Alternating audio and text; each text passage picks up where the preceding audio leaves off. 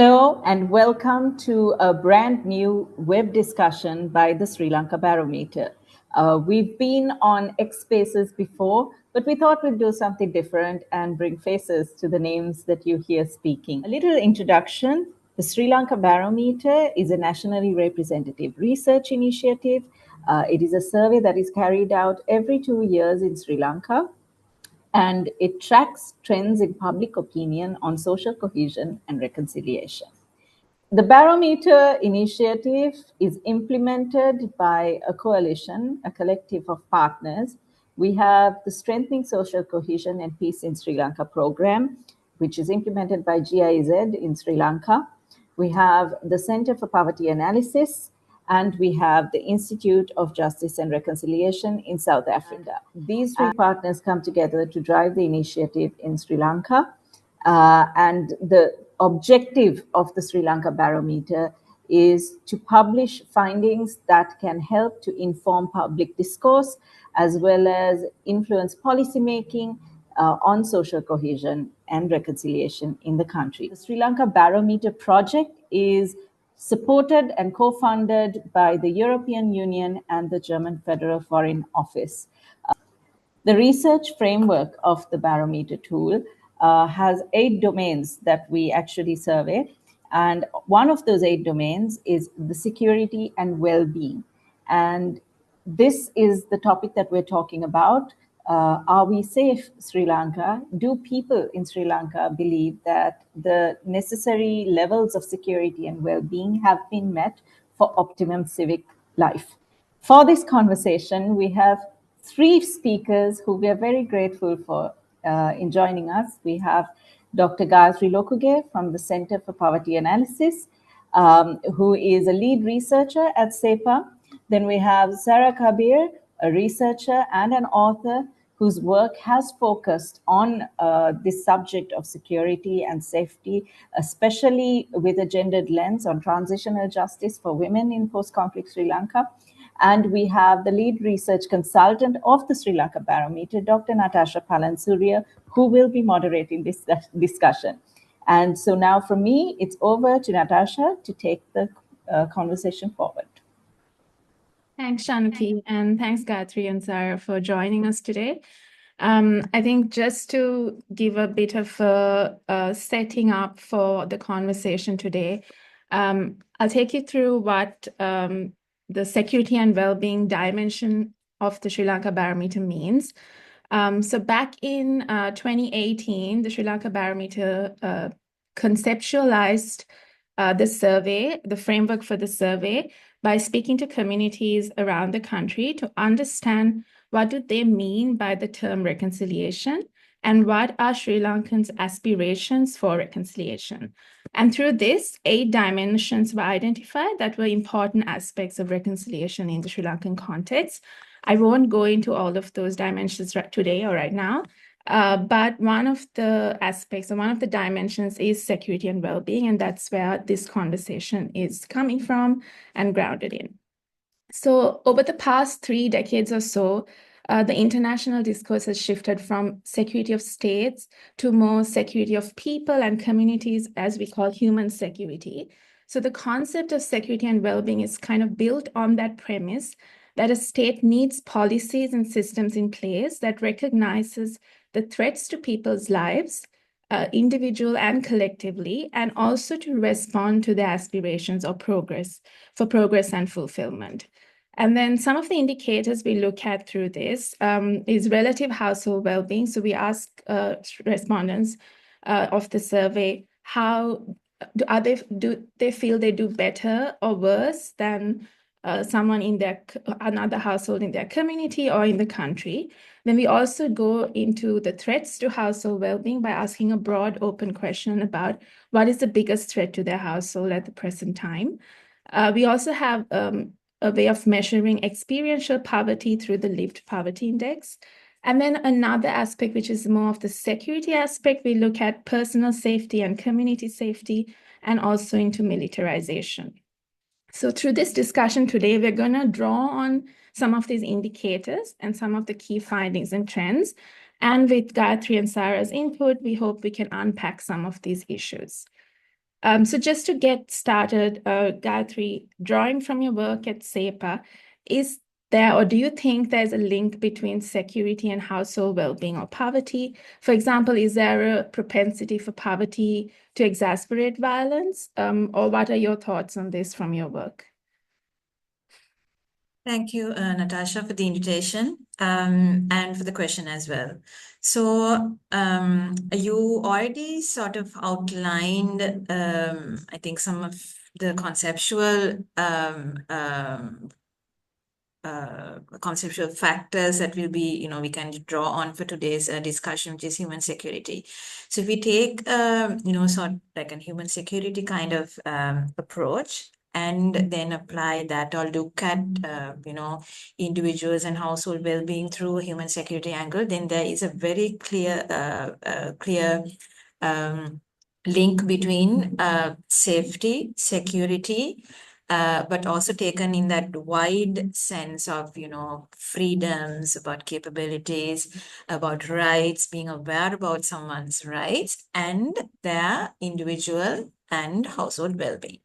So there's, quite a lot written about this, quite a lot discussed about this from the Sri Lanka context as well as the global context. For example, one of the studies that SEPA, also Center for Poverty Analysis, was also part of with the Oxford University quite a while ago, was on this sort of sub-theme called Missing Dimensions of Poverty. So it's not multidimensional poverty, it was missing dimensions. And some of the things that the domains we focused on were actually on things like dignity, about safety, security, things like that. So quite hard to measure quantitatively, but domains and aspects of someone's life that, we felt were important in shaping someone's well-being. So the direct answer to your question is that, yes, there is a clear link between security, safety, taken in that broad sense of the word, and, well-being as an outcome. But it's also well-being in a sense that is experienced, right? So the Barometer survey actually looks at, the question or that subdomain is lived poverty. And I personally find that really interesting because it's this idea of, experiential impact and outcome of well-being that is being discussed. So I can go into an example if you like, or we can come back to an example later as well. I think you can go into example. That's totally fine. All right. Okay. So since we are also interested in discussing, gendered impacts, or how women and men and other, genders are impacted or experience well-being differently. Let me take this example, very, very straightforward, mainstream example of a woman, the level, the degree of safety that a woman would feel, would experience, and would also sort of perceive and judge for herself in public transport when accessing work, right? This is a very direct link of how safety would shape a woman's decision to take up what kind of work, what kind of paid work, under what kind of conditions, for what kind of pay, what kind of employer, so all of that, right? So there are studies in Sri Lanka also that sort of shows very clearly the quality of public transport is actually a factor that shape a woman's decision to get into the paid workforce. So we are talking of a subdomain, subfactor of well-being, which is economic well-being here. But we also know that, a woman's or actually a man's financial independence actually has a direct link with someone's, well-being outcome. So here we have that example of very, very straightforward, very simple example of how a woman sees safety in public transport is shaping her decision to get into the workforce or not. So this is one very direct example, right? And then if I may give a second example, which is then drawing from like one of our study related experiences that I had end of last year. SEPA conducted what we call a poverty study. So we were trying to assess poverty in the country in 2024 towards the end of the year. And I was in Anuradhapura in Tambutegama, a community not about 5 kilometers away from Tambutegama town. We were asking questions about crisis. How is multiple crisis impacting households and individuals? We're asking about COVID, about economic crisis, set of questions. And then suddenly the respondent, an elderly male, his most pressing concern I could see from his responses was about a very real present threat from wild elephants in his garden the previous night. He kept going back to that story of how there were 4 elephants in his garden and he was trying to protect his harvest that was inside the house, paddy harvest, right? So this sense of safety, this sense of threat that him and the village actually were feeling at that point was above everything else that had happened in the last 3-4 years in the country and including in this community, right? So we have then this angle of interpretations and lived realities of lived experiences of safety that is very pressing. And the question that I came away with actually was that when you're talking of protection, we are talking of social protection and things like that. Are we paying enough attention? Are we taking a broad enough view to encompass these different kinds of threats and safety issues and security issues that our communities face? So this, I would like to discuss this a little bit further, with the two of you also today, if time permits. No, it's interesting that you went into safety already, and I think we'll bring some of our personal safety findings here, and maybe Sarah can also jump in then as well, because when we look at our findings from a gender disaggregation, looking at the indicators, we don't see big variations in responses between men and women generally. But then something that really stood out to us was when analyzing the data on personal safety, there was a significant difference between the scores of men and women. And I think that is to be expected, I think.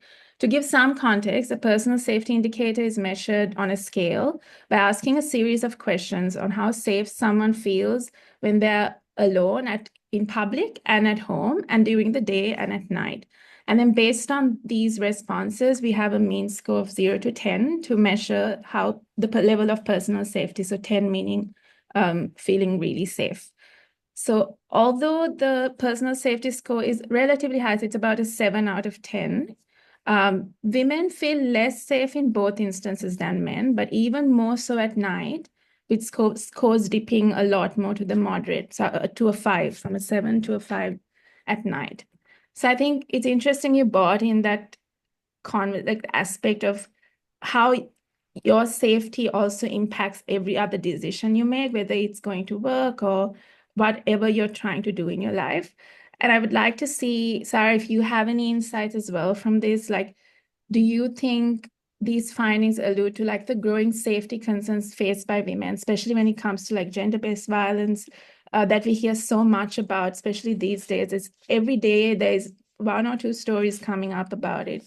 What are your thoughts on this, and do you find a link there? Hi, Natasha, and thank you for having me. First of all, just want to say that. Before I go to that question, if I could just jump in on what Gayathri was saying. Please, go ahead. There was just a point. Her example about the elephant and looking at safety and security and well-being in a sort of at a personal level, and there's the national community level, and I'm looking at this more from a reconciliation peace building kind of aspect. And one of the things that I think would be great to build more awareness of is not just the individual self, but also at the wider community level and at the national level, what is happening. I just wanted to, if it's okay, to just quote from one of your reports on the Sri Lanka Barometer, one of it, where it said, structural and pervasive influences that trap people in vulnerabilities calls for deeper understanding of how inequities shape people's experiences of security or the lack of it and its impact on their sense of well-being. And then in conclusion, you'll go to say, in the current context, people's sense of security and well-being are primarily focused on self, family, and other significant people in their lives, right? So I just wanted to quickly give this example, and I hope this might be, taken in a good note. But just going back to the 50s, right? Just a very a conversation that a lot of people talk about or bring up, the Single-Only Act as an example. When it was brought in, it only affected the minority Tamil-speaking community, and obviously the majority felt that they were going to be unaffected by it. But what did we see? We saw nearly a 30-year-long conflict resulting from that. So what I want to say is we need to look at the concept of security and well-being. Yes, at the personal level is important, but at the community level as well. So it involves building trust between communities in Sri Lanka and justice for the sort of past grievances that have happened, and a focus on non-recurrence as well. I mean, this is coming from a very reconciliation aspect. And then to go to your question on personal safety for women, I just want to sort of put a caveat out there. I'm not an expert in this area, so I don't have stats at my fingertips. I can only, when it comes to gender-based, I'm not really an expert, but I am a woman and I have personal experience on this. And I think very much so what you said, Natasha, that a lot of women, even in the North and East, there's a lot of insecurity. A lot of people feel walking on the streets. A lot of women, particularly, to walk on the streets at night, even at home, to stay past a particular time, say 7 or 8 p.m. is kind of the cutoff point where you start feeling unsafe if no one else is at home as a woman, right? I will just give a personal example. I run like twice a week maybe, and every time I go for a run in the mornings, this is 9 out of 10 times I will be catcalled. People will try to drive into me, and it's always that particular age group of young boys, right? So from what we see, I mean, current situation, I recently saw Arita had put a post on the pervasive, how bad rape of underage women are at this point. So when we see the sort of stats that are coming out today, we can see that this is becoming a growing concern. I don't know if it's because now there's more awareness and people are coming forward. Yeah, maybe this was always as bad, but it kind of looks worse now to us because we're seeing a lot of statistics coming out, right? So I do feel, we need to be a lot more focused in terms of women and what women are feeling, how insecure they feel today. I mean, we know the examples of going in a bus and how often women are, threatened on buses. So we need to take, No, that's interesting. And I think you touched on the community aspect as well, right? Like more than the self, also broader. And another thing we do look at, another indicator, is community safety. And what we ask here is how safe people feel in their community in the presence of law enforcement and military. So that's the kind of angle we've taken in this indicator.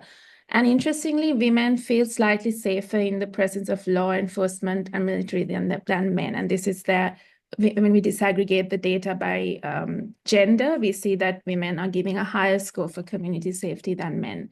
Not a massive difference, but slightly higher. You've done a lot of work in the North and East as well, Sarah, and I was just wondering, especially you were talking to, when you were doing your book, you were talking to both war-affected communities and military. Do you have any insights you can share, on this community safety angle? Is this data making sense to you, or is there something else that you have insights on? Yeah, no. So actually, it seems the opposite for me from the North and East. I haven't spoken to a big number of people, but I've spoken to people in depth for a long time and got to know a lot of former LTT cadres, male and female both, as well as military personnel, right? But the last I was in the North and East was in 2022, 2023, that time. So over the last 2 years, I don't know if changes have happened, though I am in touch with them on the phone. But the thing is, see, it's a very basic idea, right? Because these former cadres, they were fighting against these uniformed men.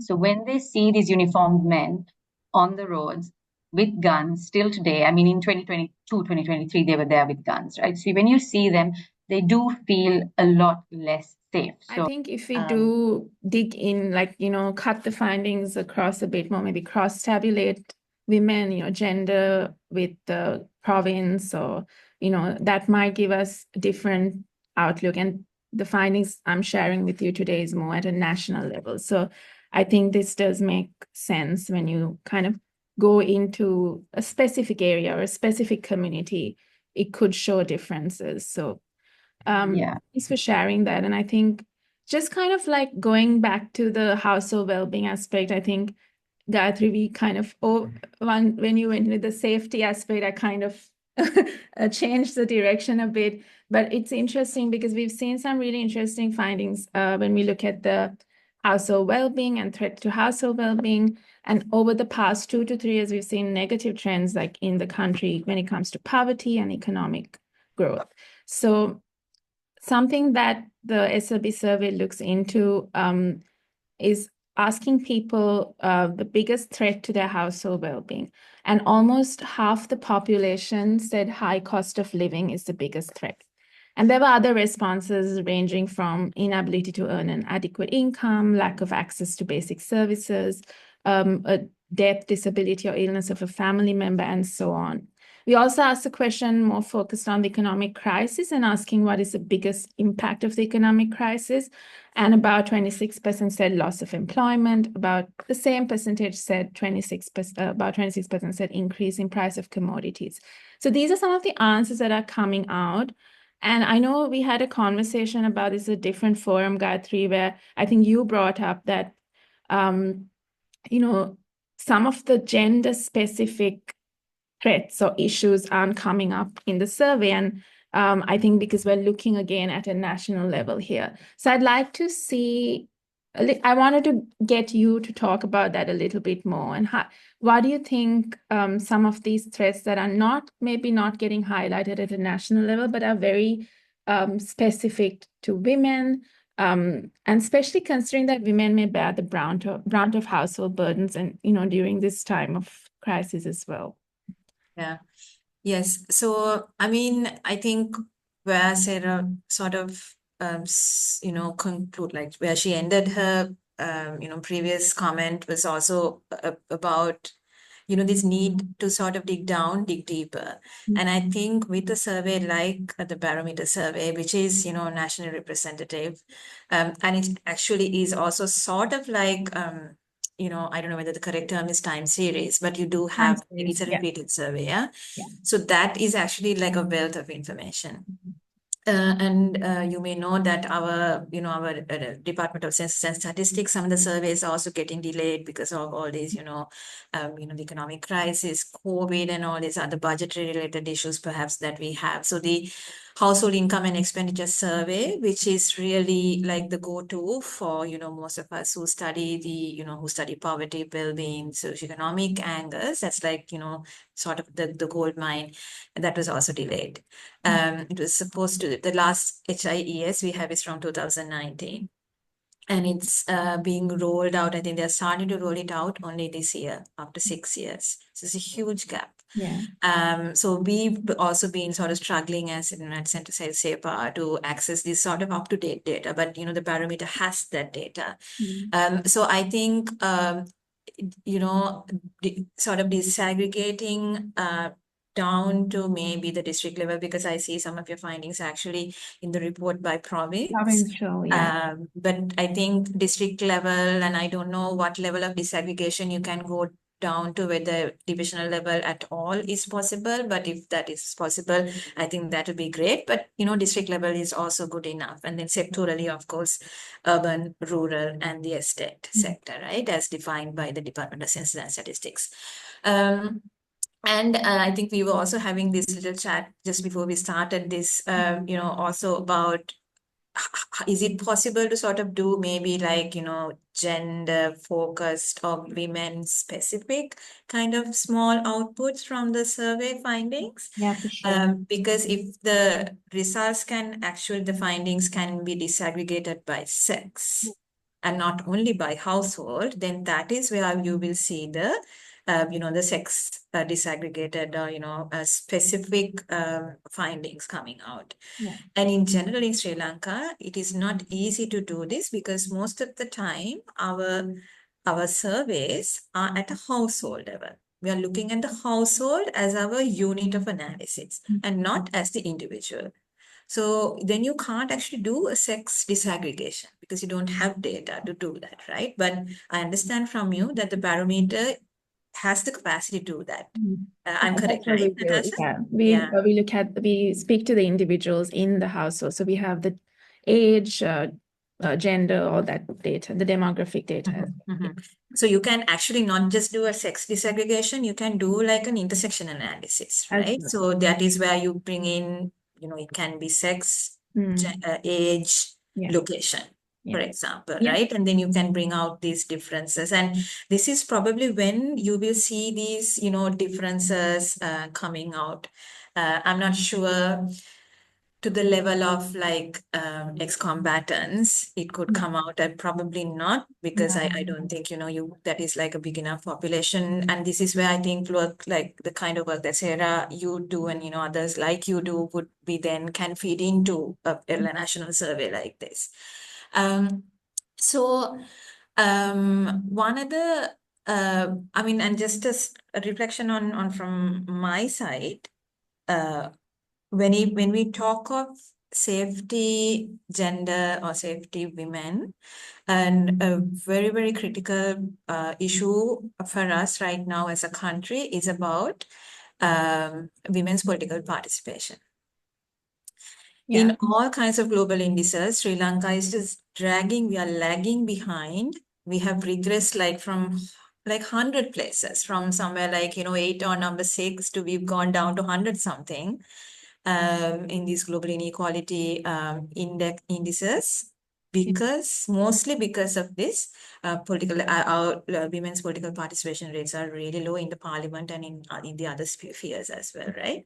And then one of the main things that is sort of pulling women back or holding women back, we all know this, and there's again, data and studies to show this, is the lack of safety.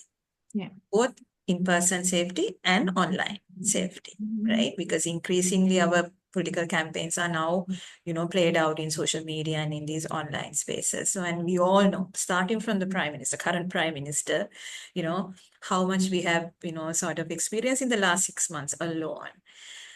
So this again, I think would be an interesting sort of, subtopic, a survey like the Barometer can and could look at. And I'm actually curious to, I couldn't, read the whole report in detail, Natasha, but maybe it is already coming. And I would like to hear from you, what sort of insights you already have in the report on this. So yeah, we don't go specifically into like women in politics per se. We do have indicators on political trust and aspects like that. Again, things like hate speech and online gender-based violence, they don't come up from the responses as we see it, right? So this is where we feel like discussions like this, or we even commission qualitative research for people to look into, take one, indicator and just kind of really drive it in. So yeah, I think that I don't want to call it a limitation, but at the national level, I think it's difficult to go into those subsets of the population sometimes. But that's a very interesting point you brought up, Gayathri. I think things like online hate speech and online, sexual violence is an issue that women face, on a day-to-day basis now. I don't know if, Sarah, you want to also come in with any insights on what Gayathri was just talking about, or anything else? In terms of, no, I was just thinking about the former combatants, even like looking at them from the military side or the LTD side it's difficult. But I was wondering, I'm sure do you all have a section on war-affected communities? How do you define war-affected communities, by the way? Do you look at, people? So we actually don't, again, the data is not like looking specifically at war-affected communities, more at a national level, but we disaggregate by province. So some of the provincial trends we see, like in the north and east, for example, are very varied to the South. And though that's where we can draw some kind of, inferences about the war-affected areas versus like directly war-affected areas versus the South, where it was not directly, affected by combat. But yeah, so that is kind of at the survey level, that's we don't go into like a specific and say, this community says this. It's more about provincially, these are the findings, or these are what people say in this province, etc.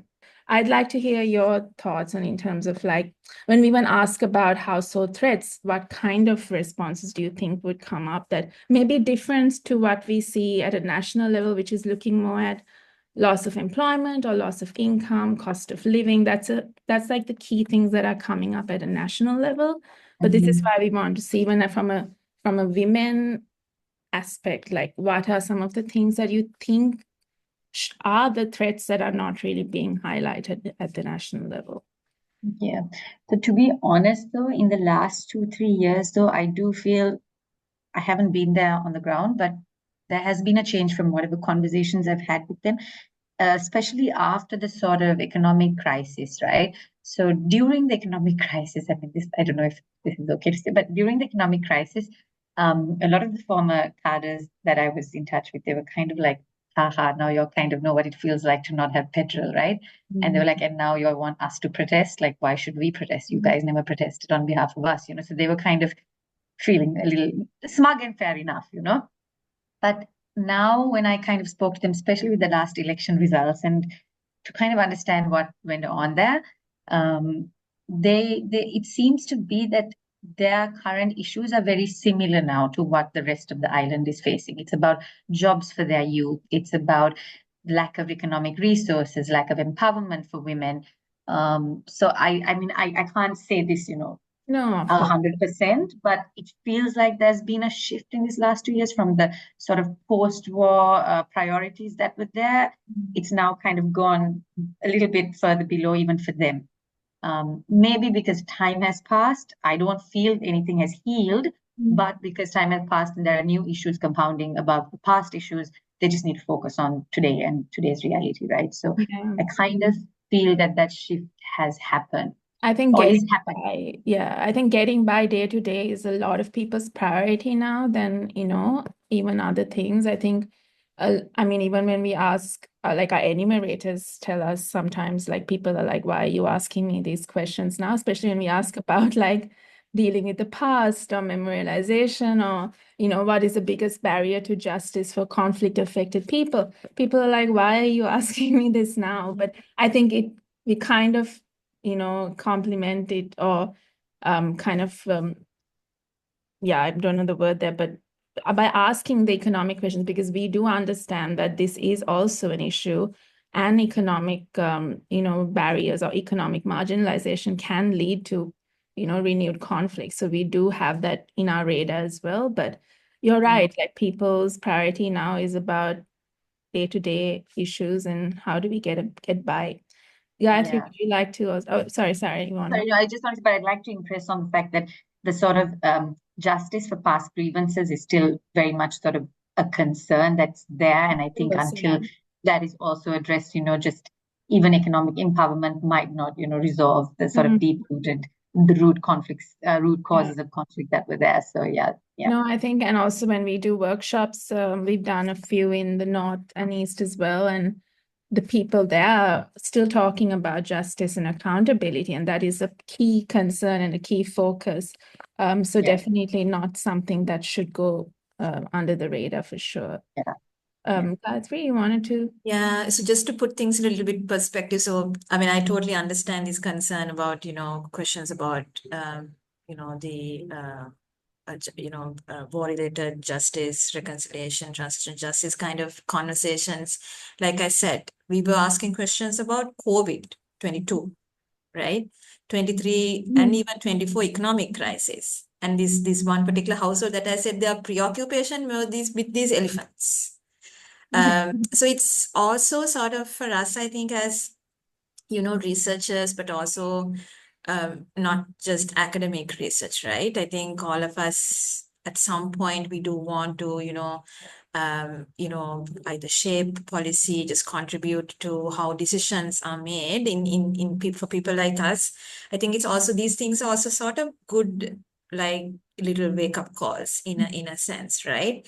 While we should not lose sight of some of those, structural issues, and whether this is about the war, conflict, or whether it is about gender discrimination and, things, social norms that sort of discriminate. I think we also need to be equally mindful of people's experience and lived realities. I think that's really the role for people like us also, to sort of, problematize these, these sort of assumptions and, overall, goals that we have as well. Natasha, your previous question to me, I want to go back to that a little bit and add, about gendered impacts of crisis, and how well-being is being shaped by these multiple crises, because we're also talking about polycrisis in a sense, right? And I think it's also ongoing. We are not out of the woods yet, for sure. I did see that you all had, I think it was in the well-being domain, if I'm not mistaken. One of the questions was about whether you've gone without a meal. So that is the lived poverty index. Lived poverty, sorry. Yeah, so we Lived asked poverty. And I'm personally quite curious whether you can disaggregate responses to that question alone. Because what we are finding in our work is that and I think there's other work also that, talks specifically about these things like food insecurity, nutrition insecurity are also very gendered. We do see middle-aged or older women in a household, in a family, going without meals and prioritizing food for the younger children, and sometimes adult men as well, right? So we do see this happening. We're also seeing in our research that the hike in electricity tariff made people, go into sort of coping mechanisms in how they use electricity, and then that had gendered impacts. They stopped using rice cookers, for example, washing machines, and that meant that women had to spend more time performing what we called unpaid care in the household, on top of the unpaid care that they were already doing, and paid work in some instances, right? In some instances. So there is, there are studies that's discussing this, that's, sort of there is data emerging. But again, if there is space through the Barometer survey to, highlight some of these like specific issues, I think they definitely will add value and can, sort of shape these discussions we are having about, about care and how do we support this unpaid care that majority of the women bear in this country, as government and as employers and things like that. Yeah, so I have bad news and good news for you. The bad news is like not bad, but like we don't go into in a scale. For example, if we have 5 questions, which is a lived poverty index, is a scale. So we ask household deprivation at the level of how often have you gone without food in the last year. So they rate it on a scale of 1 to 5, from very often to not at all. So how often have you gone without medicine, without fuel to cook? So we have about 5 or 6 items in that indicator, but we don't look at it as the item itself. We look at it as a scale. So that's the bad news. But the good news is we have now found a way to have our data sets available for researchers, which will be out this year very soon. So I would really hope that, researchers like yourself and others would get their hands on the data set and just dissect those aspects that they are interested in. And I think there's so much that can come out of it that our little tiny team can't really do too much with. But we would really like for people to use our data and, go into those aspects that they are interested in. But yeah, thank you. And I think, Sarah, if you wanted to come in there, but just to kind of get your closing thoughts or final thoughts as well, because we're coming to the end of the hour now. I think Gayathri, you already touched on this, but about how researchers or research initiatives like SLB and others can better highlight gender impacts, but you mentioned about being aware of people's lived realities. Is there anything else you think that we could do as researchers to kind of better highlight these issues that might get covered up sometimes? And why is it important to do that? And then, yeah, you go ahead, and I have All a right. closing thought for Sarah as well. Yes. Okay. All right. Yeah, I mean, I think it's really important, that, we sort of, highlight these complexities, because it's while surveys like national surveys, we sort of give the big picture. I think we should always push ourselves to, look at through the national surveys, then look at these, sort of disaggregations and these lived realities.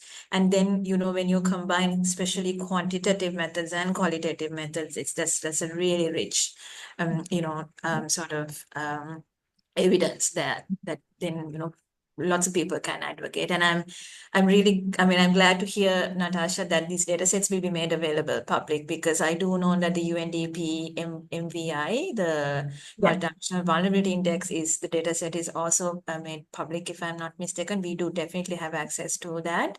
And we've been, crunching some of those numbers. So it's really interesting, and it's very, very critical that, those such data sets are made public. And this is one of our ongoing sort of concerns with the Department of Census and Statistics also, that each time we want to, crunch some numbers, do some analysis, we have to keep purchasing the data sets. Sometimes we purchase the same data set over and over again for different purposes. So it's in that kind of context, I think it's really great to hear that, this will be made available, quite soon. So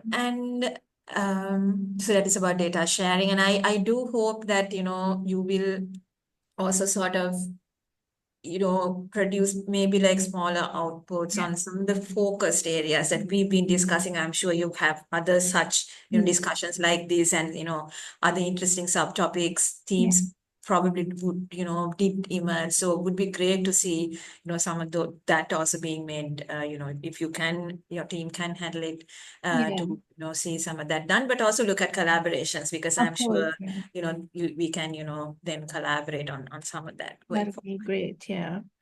Thanks, Gayathri. And Sarah, I think just for your closing thoughts or closing, ideas, you can also add to this. But I think our focus a lot is also on, changing policy at some point, whether sometimes it feels like it's a faraway dream. It takes time, it takes a lot of effort. But what do you think, data like this and how it can be used at the policy level to address some of these threats to women at the household and community level, but also from your area of focus, if you want to bring in like women in war affected communities, you could do that too, because we don't, like we discussed before, we don't want that issue to go under the radar, because it is still a very pressing need. So just your thoughts on that as well. So I mean, at policy level, of course, there's a lot I think that can be done, but I also think there needs to be a little bit of at the societal level, like cultural shifts, really. But this is the harder thing to do. I think that's harder than the policy level as well. At the policy level, I feel one thing, even not just on reconciliation topics, but I always push it when it comes to peace building. But even when you're looking at something like what the Sri Lanka Barometer is doing, education in schools, you start there. You teach gender equality in schools. You teach healthy relationships. You teach consent in schools. I think you start there. That will have a long-term ripple effect, for the positive. And then there's also the obvious. I mean, like I said, I don't know at my fingertips the sort of laws that exist, but I do believe there are laws. It's just not enforced. So we need to sort of fully enforce the laws that already exist. Faster legal proceedings. I do know a case of a woman who had an issue in their home, and when you go to courts, it takes so long. The perpetrator, say the husband who's abusing you, is still out roaming free. How threatened and how unsafe are you, right? So why would you take that risk? Because are you going to go back to him? Where are you going to find a safe space? So safe houses for women also, or enforcement training. I mean, this has been done a lot, but I still find male police officers, even the female police officers, terrible to talk to about things like this, right? So those are things at a policy level. But at the societal level, I feel like there has to be this sort of big cultural shifts, right? Male allies for what we're going through. This is not just female problems. Having male allies is very, very important. This is a human problem, right? And shift sort of these cultural norms on what we think, the stigma around divorce, around abuse, these sort of things. Gender roles. Oh my God, I think gender roles in households is kind of where a lot of this stems from. A lot of the abuse starts from there. So if those things can be disintegrated and, reformed again.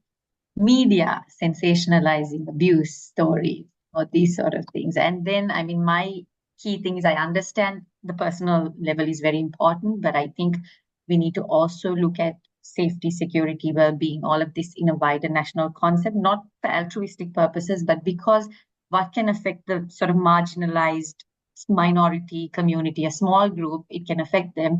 They can feel threatened, but these sort of social tensions then begin to rise. And then finally, we all end up in a very unstable, insecure environment. So that sort of wider concern is also important, I think. For sure. Yeah. Gayathri, would you like to come in there as well? Or if you're good, I can hand over to Shanuki to do the closing. Yeah, I think, I just want to really emphasize, and I completely agree on the point on education and social norms and, the socialization processes. I think there's a lot to be done.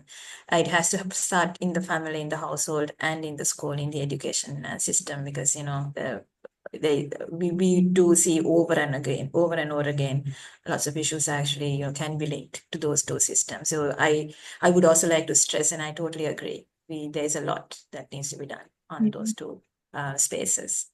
And thank you, Gayathri and Sarah. I think your perspectives, your input has really shed light on how complex and challenging it is to look at these issues, but also how important it is to look at varying, contexts of like regionally or within the regions, different women face different issues. And there's so much that we can look into that, I hope that conversations like this would be a starting point for us to think about it. And I'll hand over to Shanuki now to end the discussion. Thank you. Gayathri, Sarah, and Natasha, thank you for this very insightful discussion. There was a lot that was talked about, and I think it's certainly going to be very helpful for anyone out there who has questions, maybe points of view that you'd like to share on this discussion, what you heard, what was discussed. Please do feel free to reach out to the Sri Lanka Barometer. You can reach out to us on our socials on Facebook or Instagram. And we will be with you with another web chat over the next few months. So thank you for tuning in and listening, and let's keep these conversations going. Thank you, ladies, for your time.